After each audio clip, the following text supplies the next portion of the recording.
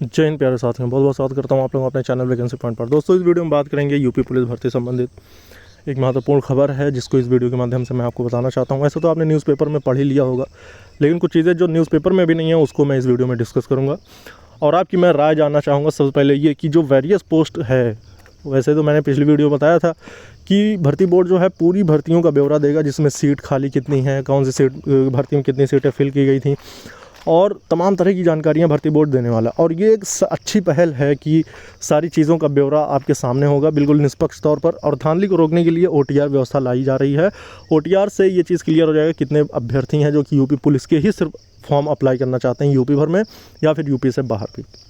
तो हर तरह के सबसे बड़ी चीज़ ये है दोस्तों कि आपका जो डॉक्यूमेंट होगा ये बिल्कुल ओरिजिनल होना चाहिए, बिल्कुल सही होना चाहिए। आप इसकी जांच खुद कर लें, क्योंकि आपने देखा EWS वालों के लिए सबसे बड़ी आफत बन जाती है, क्योंकि EWS जो होता है ये फर्जी प्रमाण पत्र बनवा के लगभग 400-500 के हिसाब किताब में अपना मतलब कि वकील साहब जो होते हैं वो बनवा के दे देते हैं, लेकिन वो बिल्कुल से रजिस्टर्ड नहीं होता और ना ही इसके पीछे की सच्चाई जो होती है वो सही होती है। तो इसके लिए बहुत सारे अभ्यर्थियों, लगभग आपने देखा होगा ग्रुप डी रेलवे वाली जो वैकेंसी थी उसमें 8 से 10 हज़ार अभ्यर्थी को बाहर किया गया था सिर्फ EWS वालों को।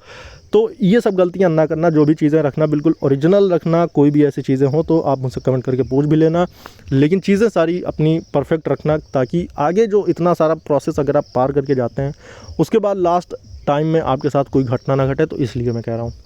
सबसे पहली चीज़ है दोस्तों स्ट्रैटेजी को लेकर मैं बता दूं तो ज़्यादा से ज़्यादा पढ़ने की कोशिश करें, ज़्यादा से ज़्यादा प्रैक्टिस करने की कोशिश करें और ज़्यादा से ज़्यादा नोट्स बनाने की कोशिश करें दोस्तों। सिर्फ वैसे ओरली पढ़ना, वीडियोस देखना ये महत्वपूर्ण नहीं है, क्योंकि आप वीडियोस देखते रहेंगे आपके दिमाग में कुछ भी नहीं जाएगा। हाँ, लेकिन अगर आप उसी चीज़ को नोट्स बनाते हैं और रिवीजन करते हैं तो यकीन माने कि आपका अच्छा स्कोर आ सकता है। और रही बात सेफ स्कोर की दोस्तों, आपको पता है 150 क्वेश्चन में आप अगर 110 पहुँचते हैं तो आप बिल्कुल सेफ़ हैं, लेकिन अगर आप इससे भी कम होते हैं तो फिर आपके अंदर कोई कमी है, उसको अभी से ही सुधार लें, क्योंकि अभी आपके पास बहुत समय है। अभी आपके पास 2 से 3 महीने हैं, कि इससे पहले तो एग्ज़ाम होना संभव है ही नहीं।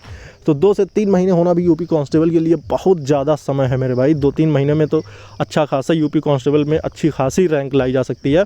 तो इसलिए मैं कह रहा हूँ कि आपको स्ट्रैटेजी और सेफ स्कोर में सिर्फ ये बात ध्यान रखना है कि अभी वक्त है, ज़्यादा से ज़्यादा पढ़ना है, प्रैक्टिस करनी है। अगर आप देखिए दोस्तों 18 से 25 का कयास लगाया जा रहा है, 2018 के बाद कोई वैकेंसी नहीं आई, तो 18 से 25 की एज जो है, इस बीच के अभ्यर्थी जो जनरल वाले हैं उसके अलावा जो एज रिलैक्सेशन मिलता है उसको आप ऐड कर सकते हैं।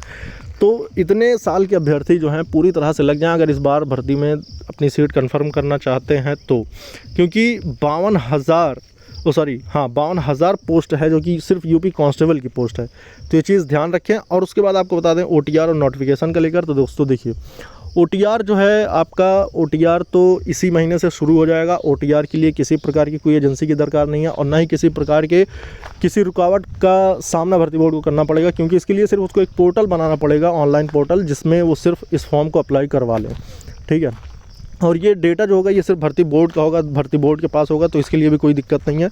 और रही बात नोटिफिकेशन की दोस्तों, OTR फाइल होने के बाद नोटिफिकेशन जारी हो सकता है।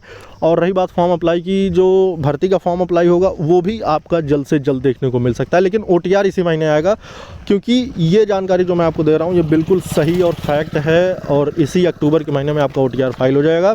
उसके बाद रही बात नवंबर-दिसंबर तक आपकी वैकेंसी भी देखने को मिल जाएगी, और उसके बाद जनवरी में आपका एग्ज़ाम होने की पूरी उम्मीद है दोस्तों। तो बहुत ज़्यादा समय नहीं बचा है, मगर हाँ जितना समय है आई थिंक ये कांस्टेबल भर्ती के लिए इनफ है। तो इसके लिए आप अगर अब चूकते हैं तो इसमें सिर्फ और सिर्फ किसी और की नहीं बल्कि आपकी फॉल्ट होगी।